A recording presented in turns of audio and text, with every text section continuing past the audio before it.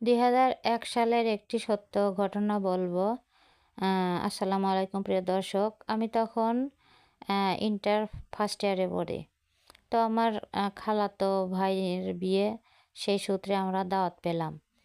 তখন আমার বাবা বলল যে, "আমরা যাব না, তোমরা যাও।" তো বললাম যে সবাই রাজি হলাম। ৩ বোন।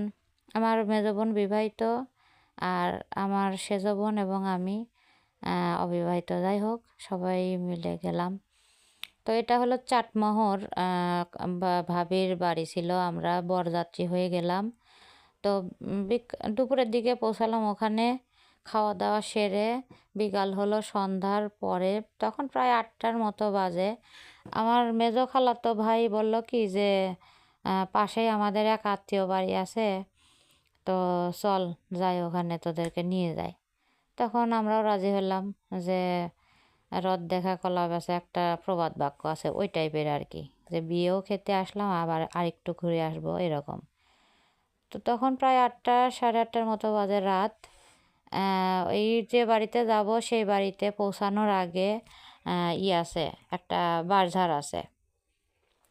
তখন হচ্ছে বাঁশঝাড়ের কেবলই সীমানার সামনে মানে পড়েছি আর কি।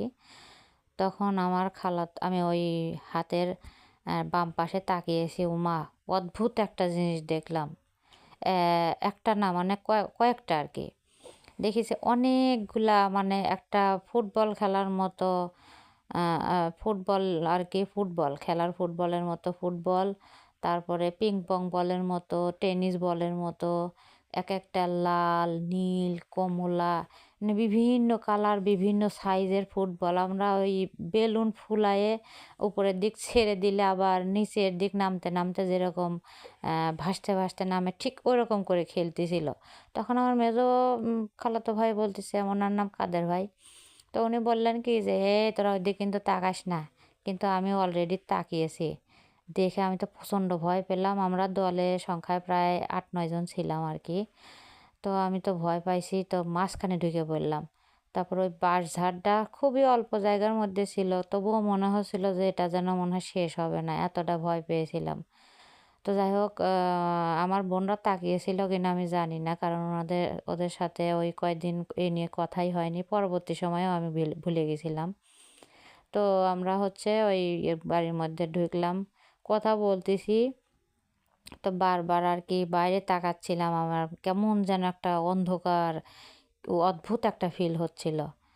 মানে প্রচণ্ড ভয় পেলে যা হয় আর কি। তারপরে ওনাকে বললাম, মহিলাকে বললাম, বাসার যিনি ছিলেন, তো বললাম আমাকে একটু পানি দেন। তো ঠান্ডা কল থেকে তোলা পানি দিল, খেয়ে তারপরে একটু ভালো লাগলো।